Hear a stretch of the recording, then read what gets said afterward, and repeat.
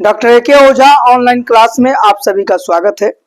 NCERT की series बनाई जा रही है class 6 to class 12 for all subject.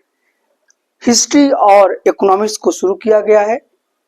अभी इकोनॉमिक्स बनाई जा रही है। इकोनॉमिक्स में क्लास 10th और क्लास 10th का चैप्टर 3 है। देखिए मैं यहाँ लिख दिया हूँ NCERT economics class 10 chapter 3 part 4 और पेज 43। अगर आपके पास एनसीईआरटी की बुक है जैसे मेरे पास है तो आप उसका पेज नंबर 43 यानी 43 पृष्ठ संख्या ओपन कर लीजिए। और अगर आपके पास बुक नहीं है तो कोई बात नहीं, आप मेरी बातों को ध्यान से सुनिए।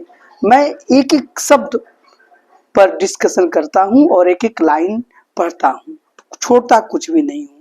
साथ ही साथ ये जो चैप्टर है देखिए बुक का ही नाम है आर्थिक विकास की समझ, अंडरस्टैंडिंग इकोनॉमिक डेवलपमेंट। यानी इस बुक को ठीक से समझने पर या पढ़ने पर, लाइन बाय लाइन पढ़ लेने पर हमारे मन में या हमारे दिमाग में आर्थिक विकास की समझ हो जाती है। हमारे माइंड में एक कंसेप्ट बन जाता है इकोनॉमिक डेवलपमेंट की। इसलिए इसको बहुत ध्यान से सुनना जरूरी है। अब देखिए ये जो चैप्टर है ये मनी एंड क्रेडिट है। मनी एंड क्रेडिट यानी मुद्रा एवं साख। देखिए मैं लिख दिया हूँ मुद्रा और साख, मनी एंड क्रेडिट, ये चैप्टर है। और इस चैप्टर में आज जो टॉपिक डिस्कशन के लिए लिया गया है वह है साख की दो विभिन्न स्थितियां, यानी कि टू डिफरेंट क्रेडिट सिचुएशन। तो मैं आज टू डिफरेंट क्रेडिट सिचुएशन अर्थात साख की दो विभिन्न परिस्थितियों पर चर्चा करेंगे। तो आइए हम समझते हैं। मैं पढ़ूंगा। यहाँ पर दो केस स्टडी दिया गया है और बहुत सही दिया गया है, क्योंकि दोनों केस स्टडी से हमें समझ में आ जाएगा साख की विभिन्न स्थितियों के बारे में। अब देखिए क्या है, क्योंकि साख यानी क्रेडिट यानी लोन की हर समय परिस्थिति एक जैसी नहीं होती है, उसमें डिफरेंट सिचुएशंस आते रहते हैं। कैसे डिफरेंट सिचुएशंस आएंगे यही तो हमें समझना है यहाँ पर। अब आइए देखिए मैं पढ़ता हूँ। हमारी रोजमर्रा की गतिविधियों में ऐसे बहुत से लेन देन होते हैं जहां किसी न किसी रूप में ऋण यानी कि क्रेडिट या लोन का प्रयोग होता है। ऋण जिसे हम उधार भी कहते हैं और इंग्लिश में क्रेडिट या लोन कहते हैं, से हमारा तात्पर्य एक सहमत से है यानी एग्रीमेंट से है, जहां साहूकार हम सप्लायर्स को बोलते हैं, कर्जदार यानी बोरोवर्स को धन यानी कि मनी, वस्तुएं यानी गुड्स या सेवाएं सर्विसेज मुहैया कराता है और बदले में भविष्य में कर्जदार से यानी बोरोवर से भुगतान करने का वादा लेता है, प्रॉमिस लेता है। अब हम निम्नलिखित दो उदाहरणों द्वारा देखते हैं कि ऋण की क्या भूमिका होती है। तो यहाँ पर दो उदाहरण दिया गया है। बिल्कुल बात आपको समझ में आ गया कि जो साहूकार है यानी कि जो सप्लायर्स है या जो मनी लेंडर्स है, वह कर्जदार को यानी बोरोवर्स को क्या देता है, उधार देता है या ऋण देता है या कर्ज देता है। इंग्लिश में आप उसी को क्रेडिट बोलते हैं या लोन बोलते हैं, तो वो देता है। और वो ऐसे नहीं देता है, उसके लिए जो कर्जदार है यानी कि जो लेने वाला है और जो साहूकार है यानी जो मनी लेंडर या जो सप्लायर है देने वाला है, दोनों के बीच में एक समझौता होता है, एक एग्रीमेंट होता है।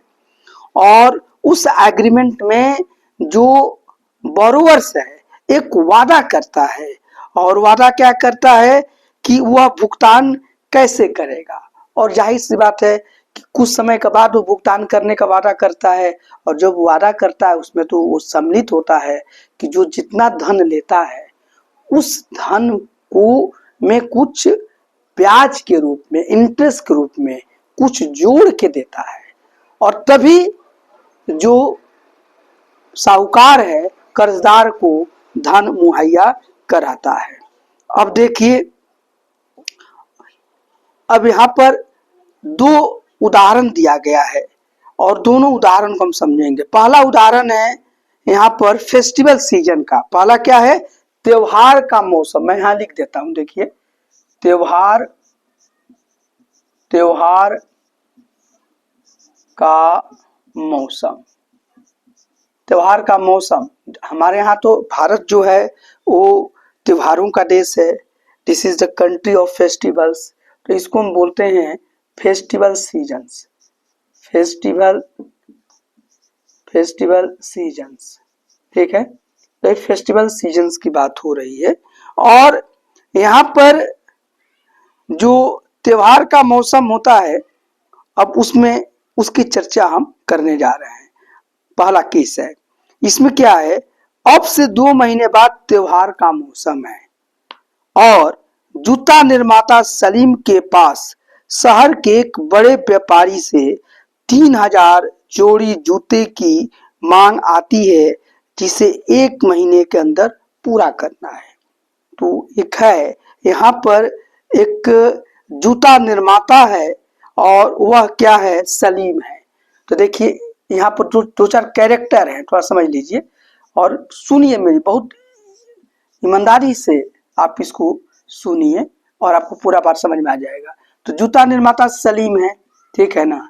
सलीम ये जूता का निर्माण करता है, शू बनाता है और इसको ऑर्डर मिलता है। इसको क्या मिलता है?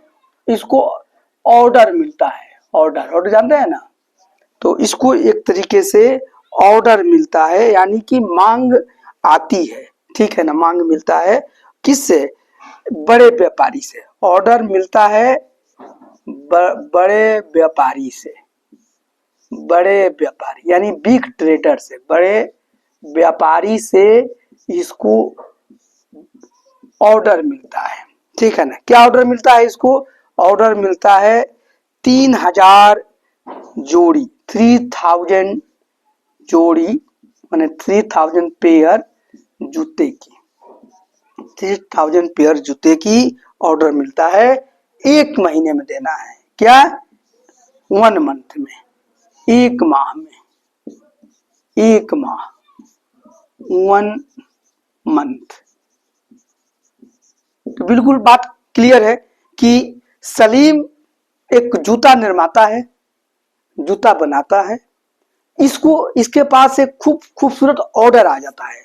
ऑर्डर के लिए तो भाई जो मैन्युफैक्चरर है कई जगह घूमता है। तो एक बड़ा जो व्यापारी है वो इसको ऑर्डर देता है कि भाई हमारे लिए आप 3000 पेयर शूज बनाइए। माने 3000 भाई, जूता जब भी होता है तो पेयर में होता है, क्योंकि दोनों पैर में आप जूता चाहिए। तो 3000 पेयर शूज की इसके ऐसे ऑर्डर मिलता है। और ये भी है कि भाई हमारे पास ज्यादा समय नहीं है, क्योंकि फेस्टिवल सीजन आने वाला है, तो हमें 1 माह में 3000 पेयर शूज बना के आप दीजिए। ऐसा ऑर्डर सलीम को मिल जाता है। अब क्या होता है? अब देखिए, उत्पादन के काम को समय पर पूरा करने के लिए सलीम को सिलाई यानी स्टिचिंग, चिपकाने यानी पेस्टिंग काम करने के लिए अतिरिक्त मजदूर रखने की आवश्यकता पड़ेगी। तो अब सलीम को ऑर्डर तो मिल गया, ऑर्डर तो ज्यादा है। अब 1 महीने में 3000 जोड़ी जूता एक व्यक्ति कैसे बना पाएगा? तो इसके लिए सलीम को अब और इसको दूसरे कारीगरों की या अतिरिक्त मजदूरों की जरूरत पड़ेगी। वो मजदूर क्या काम करेगा? स्टिचिंग का काम करेगा, सिलाई का काम करेगा, पेस्टिंग का काम करेगा। यही तो शूज बनाने में, जूता बनाने में होता है। तो इसको जरूरत पड़ेगी।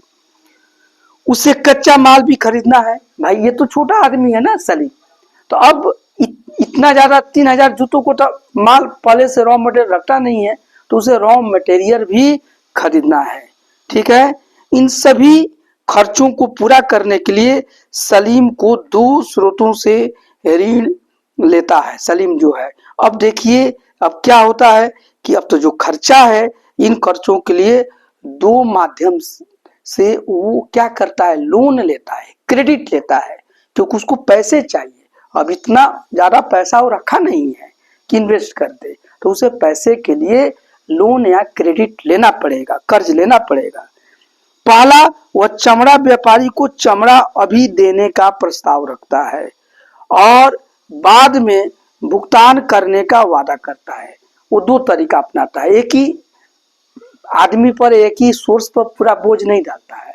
पहला कि जो चमड़ा व्यापारी है, जो लेदर ट्रेडर है, उससे वो कहता है कि भैया आप हमको क्या कीजिए कि वो जो चमड़ा है आप मुझे अभी दे दीजिए, जाकर प्रस्ताव रखता है, और मैं इसका भुगतान जो है बाद में करूंगा। ठीक है, तो ऐसा व्यापार में चलता है कि भाई वो चमड़ा रखेगा क्या, तो चमड़ा बोलता है कि आप मुझे अभी चमड़ा दे दीजिए, क्योंकि मुझे 3000 जूते बना, उसका चमड़ा दे दीजिए और मैं इसका भुगतान आपको तुरंत 1 महीने के बाद हमको देना है, पेमेंट मिल जाएगा, मैं आपको दे दूंगा। दूसरा, वह बड़े व्यापारी से 1000 जूतों के लिए अग्रिम भुगतान के रूप में नगद कर्ज लेता है तथा महीना खत्म होने से पहले पूरा ऑर्डर पहुंचाने का वादा करता है। और दूसरा कि जो व्यापारी, उसको बड़ा व्यापारी जो उसको ऑर्डर दिया है 3000 जूता का, तो बोलता है कि भाई 3000 जूता तो आपके 1 महीने के अंदर मैं आपको, मेरा प्रॉमिस है, वादा है कि मैं आपको दे दूंगा, लेकिन उसके लिए आप 1000 जूतों के लिए, जूतों का आप मुझे एडवांस पेमेंट कर दीजिए। वो क्यों एडवांस पेमेंट लेता है, क्योंकि जो उसके पास मजदूर आएंगे उसको पेमेंट आज देगा या अन्य खर्चों पर करेगा। तो दो तरीका अपना लिया, एक तो कि जो चमड़ा व्यापारी है उससे कहा कि आप मुझे एडवांस में चमड़ा दे दीजिए और मैं 1 महीने में जब मेरा माल चला जाएगा तो मैं आपका भुगतान कर दूंगा। और दूसरा, जो बड़ा ट्रेडर है जो ऑर्डर दिया है उसे कहता है कि ठीक है 3000 जूता तो है, लेकिन 1000 का मुझे आप एडवांस दे दीजिए। तो ऐसा वो करता है और कहा कि मैं महीना खत्म होने से पहले ही मैं आपका ऑर्डर पूरा कर दूंगा और आपके पास सामान भेज दूंगा। महीने के आखिर में सलीम जूते पहुंचाने में कामयाब होता है। महीना के आखिर में अपने तय समय पर या तय समय से कुछ पहले ही सलीम क्या सफल रहता है, सक्सेस रहता है और उस अपना पूरा जूता 3000 जूता बिग ट्रेडर के पास, ये जो बिग ट्रेडर ऑर्डर दिया इसके पास वो पहुंचा देता है। ठीक है, और इसके बाद उससे अच्छा खासा लाभ भी होता है और उधार लिए धन की अदायगी भी कर देता है। और जब जूता पहुंचा देता है तो सलीम को अच्छा मुनाफा होता है, अच्छा बेनिफिट होता है, प्रॉफिट होता है, और जिससे वो धन लिया है इस काम के लिए, जिसे धन लिया उसको उधार लिया है यानी क्रेडिट लिया है, वो उसे लौटा भी देता है, यानी जो ऋण लिया है, कर्ज लिया उसे लौटा देता है। ये बिल्कुल बात आपको क्लियर हो गई। तो एक तो ये केस हुआ। दूसरा केस देखिए, एक और इसके लास्ट बता देते हैं कि सलीम उत्पादन के लिए जो कार्यशील पूंजी की जरूरत को ऋण के द्वारा पूरा करता है। तो यहाँ पर एक बात स्पष्ट हो गई कि ये जो सलीम है अपने काम के लिए जो इसका वर्किंग, यहाँ पर इसका जो कैपिटल है, तो वर्किंग कैपिटल की जो भी जरूरत है उसको वह लोन के द्वारा यानी कि क्रेडिट के द्वारा, कर्ज के द्वारा, ऋण के द्वारा पूरा करता है।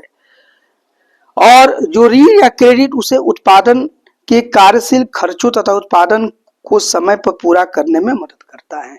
तो यहाँ ये जो इसका ऋण है यानी इसका जो कर्ज या क्रेडिट है इसको मदद करता है कि अपने काम को समय पर पूरा कर लिया। तो इसके लिए यहाँ पर जो ऋण है सलीम के लिए या जो क्रेडिट है इसको लाभ पहुंचाता है। ठीक है, और वो मुनाफा में रहता है, अंततः उत्पादन को समय पर पूरा करता है और वो अपनी कमाई को बढ़ा लेता है। और इस प्रकार ऋण एक महत्वपूर्ण तथा सकारात्मक भूमिका अदा करती है। तो ये सलीम के केस में जो ऋण है यानी जो क्रेडिट है या जो लोन है, जो कर्ज है, एक पॉजिटिव यानी कि सकारात्मक और महत्वपूर्ण यानी वाइटल रोल, भूमिका अदा करता है। ठीक है, ये बिल्कुल बात आप समझ में आ गया। तो कभी कभी ऋण या क्रेडिट जो है वो बहुत ही महत्वपूर्ण भूमिका अदा करता है और क्रेडिट लेने वाला या ऋण लेने वाला बेनिफिट में होता है, प्रॉफिट में होता है, फायदे में होता है, अपने धन को आगे बढ़ाता है। लेकिन हर समय ऐसी स्थिति नहीं होती है। तो आइए दूसरी स्थिति का हम आकलन करते हैं, उस केस में क्या होता है। तो ये आपको मैं अब दूसरा केस स्टडी आपको समझाऊंगा। मुझे लगता है कि आपको समझ में आ गया होगा।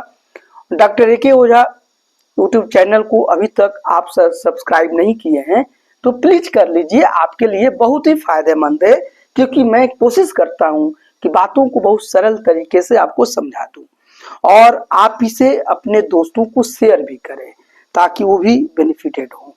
कोई बात हो तो कमेंट भी करें, क्योंकि मैं हर कमेंट का जवाब देने का कोशिश करता हूं और आप इसे लाइक भी करें, आपको पसंद जरूर आता होगा।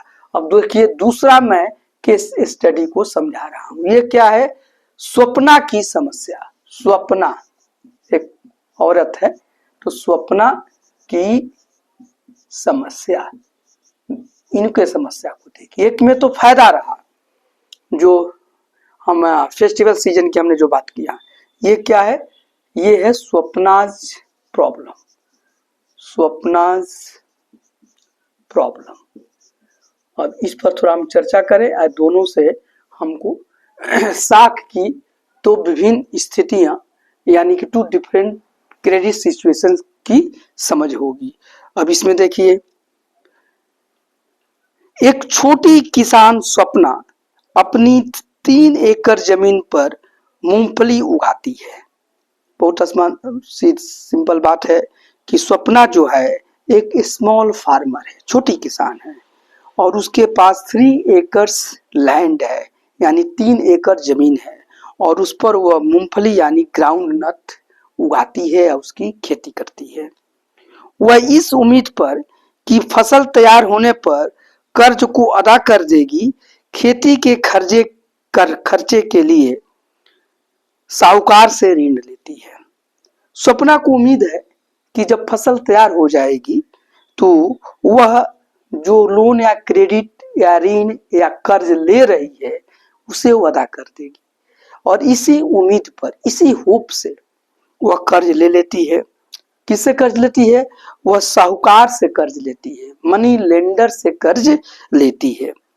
फसल पर कीटनाशकों के हमले से फसल बर्बाद हो जाती है, लेकिन जो उसका फसल हुआ, मतलब कि मूंगफली का जो फसल हुआ, उस पर पेस्ट अटैक हो गए, यानी कि कीटनाशकों के हमले से फसल क्या हुआ? फेल हो गया, क्रॉप फेल कर गया।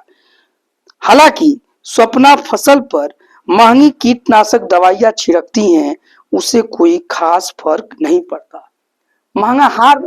स्वप्ना हार नहीं मानती है, बल्कि अपने फसल को बचाने के लिए एक्सपेंसिव पेस्टिसाइड्स यूज करती है ताकि फसल उसकी अंततः बच जाए, लेकिन इसका कोई विशेष फायदा होता नहीं है, यानी कि फसल उसकी बर्बाद हो जाती है। वह साहूकार का कर्ज लौटाने में असफल रहती है। भाई, तो अब जब फसल नहीं हुआ तो ये छोटी किसान है, तो अब साहूकार के कर्ज कैसे लौटाए? तो जो साहूकार है यानी मनी लेंडर है, उसका जो कर्ज है, लोन है, उसको लौटाने में वह फेल कर होती है, असफल रहती है, और साल के अंत में यह कर्ज बड़ी रकम हो जाती है और कर्ज लौटाती नहीं है, और साल के अंत में उस कर्ज में यानी उस लोन में क्या होता है? इंटरेस्ट जुट जाता है, ब्याज जुट जाता है, सूद जुट जाता है, और वो कर्ज बड़ी हो जाती है। ठीक है ना? यानी कि प्रिंसिपल जो था, मूलधन, उसमें जब ब्याज या इंटरेस्ट जुट जाएगा तो वह मिश्रण बन जाता है, अमाउंट होता है, और एक बड़ा रकम हो जाता है। अगले साल स्वप्ना खेती के लिए दोबारा उधार लेती है। भाई, किसान तो यही है, किसान बड़ी उद्यमी होता है, बड़ी पॉजिटिव होता है, बर्बाद होने के बाद भी अपने कर्मों को छोड़ता नहीं है, फिर खेती करता है, और फिर अगले साल वह पहले से तो कर्ज में वो डूबा ही है, और जो कर्ज लिया उस बड़ा रकम बन चुका है, लेकिन अगले साल फिर खेती करने के लिए दोबारा वो उधार या लोन लेती है, फ्रेश क्रेडिट स्वप्ना लेती है। इस साल फसल सामान्य रहती है, इस साल फसल बर्बाद तो नहीं होती है, लेकिन जनरल क्रॉप होता है, सामान्य फसल, बहुत अधिक उपज नहीं होती है, सामान्य फसल होती है, लेकिन इतनी कमाई नहीं होती कि वो अपना कर्जा वापस कर सके। अब बस सामान्य फसल रही, जनरल प्रोडक्शन हुआ, इतना ज़्यादा प्रोडक्शन नहीं हो पाया कि जो उस पर कर्जे हैं उसको उतार सके। ठीक है, और अब क्या हुआ, वह कर्ज में फंस जाती है, इसी को कर्ज के जाल में फंस जाती है, इसी को डेब्ट ट्रैप कहते हैं। ठीक है, क्या करती है कि स्वप्ना जो है डेब्ट ट्रैप, कर्ज के जाल में फंस जाती है, कर्ज के जाल, कर्ज के जाल में फंस जाती है स्वप्ना।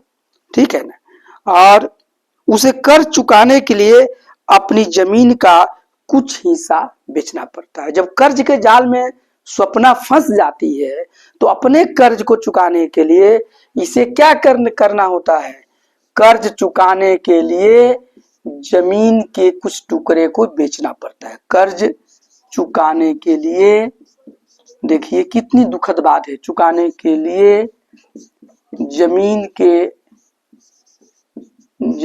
के एक टुकड़े को या कुछ हिस्से को, कुछ जमीन के कुछ हिस्सा बेचना पड़ता है,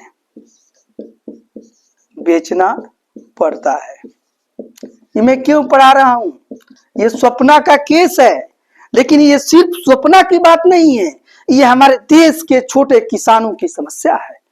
हमारे देश के सभी छोटे किसान इस समस्या से जूझ रहे हैं, और उनका जो रोजी रोटी का जो माध्यम है, जिससे उनका परिवार चलता है, खेत ही है, लैंड है, जो थोड़ा बहुत लिटिल अमाउंट में, छोटी मात्रा में है, और वो भी अगर उनके हाथ से निकल जाए कर्ज के कारण, कर्ज को चुकाने के लिए, तो ये कितनी त्रासदी है, कितनी ट्रेजेडी है, कितनी दुख भरी कहानी है। तो ये स्वप्ना के माध्यम से देश के सभी स्मॉल फार्मर या बिग फार्मर, सॉरी छोटे किसानों की मैं चर्चा कर रहा हूं। तो आप इसे समझिए, इस बात को समझे कि पहला केस में तो सीजन, जो फेस्टिवल सीजन था, उसमें सलीम तो फायदे में रहा, लेकिन यह स्वप्ना जो है, या स्वप्ना जैसे किसान जो होते हैं, ऐसी परिस्थिति में जब फंसते हैं तो घाटे में हो जाते हैं। ठीक है ना। अब इसका देखिए, ग्रामीण क्षेत्रों में साख का मुख्य मांग फसल उगाने के लिए होती है। तो जो ग्रामीण क्षेत्र होते हैं, यानी कि जो रूरल एरियाज होते हैं, वहां पर लोन या क्रेडिट की जो मुख्य डिमांड होती है वो फसल उगाने के समय ही होती है, और उसी के लिए होती है। फसल उगाने में बीज यानी सीड, खाद यानी फर्टिलाइजर, कीटनाशक दवाओं यानी पेस्टिसाइड्स, पानी वाटर, बिजली इलेक्ट्रिसिटी, उपकरणों की मरम्मत रिपेयरिंग ऑफ टूल्स इत्यादि पर काफी खर्च होता है। इन आगतों को खरीदने और फसल की बिक्री होने के बीच कम से कम 3-4 महीने का अंतराल होता है। तो ठीक है ना, फसल 3-4 महीने हमारे यहाँ तैयार होते हैं, और फसल उगाने के लिए ये सब चीजों की जरूरत होती है जो हमने बताया, जैसे बीज है, खाद है, कीटनाशक दवाएं हैं, पानी है, बिजली है, उपकरणों की मरम्मत आदि है। तो ये होता है। आमतौर से किसान ऋतु यानी सीजन के आरंभ में फसल उगाने के लिए उधार लेते हैं और फसल तैयार होने के बाद वापस कर देते हैं। और यही जनरली होता है कि किसान जो होते हैं फसल उगाने पर उनके पास कोई जमा पूंजी नहीं होती है, तो फसल उगाने के लिए इन सब जरूरतों के लिए वो क्या करते हैं, लोन लेते हैं, ऋण लेते हैं, उधार लेते हैं, और जब फसल तैयार होता है तो फसल को बेचकर अपना ऋण चुकाते हैं। उधार की अदायगी मुख्यतः फसल की कमाई पर ही निर्भर होती है, और जो भी वो उधार या क्रेडिट या लोन लेते हैं उसका जो पेमेंट, कैसे पेमेंट करने का उनका एक माध्यम है फसल से हुई कमाई। अगर कमाई हुई तो लौटा पाते हैं, अगर कमाई नहीं हो पाई तो वो क्या होता है कि डेब्ट ट्रैप यानी कर्ज के जाल में फंस जाते हैं। स्वप्ना के मामले में फसल बर्बाद हो जाने से कर्ज की अदायगी असंभव हो गई, लेकिन स्वप्ना के मामले में तो फसल बर्बाद हो गई, तो कर्ज कैसे लौटाएगा? तो कर्ज लौटाने अदायगी करना स्वप्ना के लिए इम्पॉसिबल हो गया, असंभव हो गया। उसे कर्ज उतारने के लिए अपनी जमीन का कुछ हिस्सा बेचना पड़ा। ऋण से स्वप्ना की कमाई को बढ़ाने की बजाय उसकी स्थिति बदतर हो गई। इसे आम भाषा में डेप्ट ट्रैप यानी कर्ज जाल कहा जाता है। तो बिल्कुल हमने इस बात को समझाया कि स्वप्ना में के केस में फसल बर्बाद हो गई, अब फसल कमाई हुई नहीं, कर्ज को लौटा नहीं पाई और कर्ज की रकम बढ़ गई और स्वप्ना जो है वो कर्ज के जाल में यानी डेप्ट ट्रैप में फंस गई। अपने इस जाल से निकलने के लिए, इस कर्ज को चुकाने के लिए स्वप्ना को क्या करना पड़ा? अपने जमीन के ही कुछ हिस्से को बेचना पड़ा। इस मामले में ऋण यानी कि लोन जो है कर्जदार यानी बोरोवर को ऐसी परिस्थिति में ढकेल देता है जहां से बाहर निकालना काफी कष्टदायक, पेनफुल होता है। जब ऐसी कंडीशन होता है तो कर्जदार जो है कर्ज के कारण, ऋण लेने के कारण ऐसी परिस्थिति में फंस जाता है जहां से निकलना उसके लिए बहुत पेनफुल है। पेनफुल देखिए, जमीन को बेचना एक किसान के लिए कितना पेनफुल हो सकता है। ऐसी स्थिति में ऋण आय बढ़ाने में सहयोग करता है, जिससे व्यक्ति की स्थिति पहले से बेहतर हो जाती है। दूसरी स्थिति में फसल बर्बाद होने के कारण ऋण व्यक्ति को अपने जाल में फंसा देता है। तो यही बता रहा है कि दो तरह की बात है। एक स्थिति जो है, जो सलीम का केस था, उसमें तो ऋण फायदा पहुंचाता है, पॉजिटिव रोल करता है, सकारात्मक भूमिका निभाता है और सलीम फायदे में रहता है, अपने ऋण को चुका भी देता है और एक्स्ट्रा मुनाफा भी कमा लेता है, उसे आय होती है, उसकी पूंजी बढ़ जाती है। एक स्थिति है। और दूसरी स्थिति क्या हुआ स्वप्ना में? इसमें जब स्वप्ना ऋण लेती है तो इस ऋण से वो कर्ज के जाल में फंस जाती है और उससे निकल नहीं पाती है। अंततः अपने जमीन के टुकड़े को ही उसे बेचना पड़ा। तो दो कंडीशन आ गया ना, यही टू डिफरेंट क्रेडिट सिचुएशंस, साख की दो स्थितियां मैं चर्चा कर रहा हूं। अब देखिए, स्पष्ट है कि उसकी स्थिति पहले की तुलना में बदतर हुई, यानी कि स्वप्ना की स्थिति पहले की स्थिति में बदतर हुई और सलीम की स्थिति पहले की तुलना में अच्छा हुई। ऋण उपयोगी होगा या नहीं, यह परिस्थितियों के खतरों और हानि होने पर प्राप्त सहयोग की संभावनाओं पर निर्भर करता है। तो बिल्कुल इसका निष्कर्ष यही निकला कि ऋण जो है वो यूजफुल होगा कि नहीं, उपयोगी होगा या नहीं, यह परिस्थिति के खतरों, जो उस समय का सिचुएशन है, उसके जो डेंजर है, खतरों और हानि होने पर प्राप्त सहयोग की संभावना पर निर्भर करता है। तो हमें लगता है कि स्थिति आपको समझ में आ गई होगी। और इसी तरह से डॉक्टर ए के ओझा यूट्यूब चैनल के साथ बने रहिए। फिर जो आगे का क्लास होगा उसमें मैं टर्म्स ऑफ क्रेडिट यानी कि ऋण की शर्तें या साख की शर्तों पर हम चर्चा करेंगे और आप उसे भी देखिएगा और पूरी वीडियो को देखिए, ठीक है। और इसके पहले की जितने भी ये क्लासेज हो रहे हैं और जितने भी वीडियोज हैं, सभी को एक प्लेलिस्ट के रूप में, इसका लिंक डिस्क्रिप्शन बॉक्स में आपको मिल जाएगा और आप उसको देखिए और आपको बहुत लाभ होगा। यह क्लास 10th के बच्चों के लिए बहुत उपयोगी है, लेकिन साथ साथ जो बच्चे किसी भी कॉम्पिटिटिव एग्जामिनेशन की तैयारी करते हैं उसमें इकोनॉमिक्स से क्वेश्चन आते ही आते हैं। और जब तक बच्चों को इकोनॉमिक्स की समझ नहीं होती है, अर्थव्यवस्था की समझ नहीं होती है, तब तक उसका सही आंसर नहीं दे पाते हैं। बच्चे गलत ऑप्शन चूज कर लेते हैं। तो इकोनॉमिक्स की समझ के लिए जो बच्चे कॉम्पिटिटिव परीक्षा, चाहे सिविल सर्विसेज ISPCS के एग्जाम हो या बैंकिंग सेक्टर का एग्जाम हो, SSC का हो, रेलवे का हो, टीचर्स का हो, जो भी हो, क्लर्क के एग्जाम्स हो, इस सभी एग्जाम में ये लाभ होगा। और जो लोग KBC में जाकर बैठते हैं उनके लिए भी ये सब लाभप्रद है। तो आपके अर्थशास्त्र के यानी इकोनॉमिक्स के ज्ञान को बढ़ाने के लिए ऐसी वीडियो को आप जरूर देखिए। आपका दिन शुभ हो। Thank you.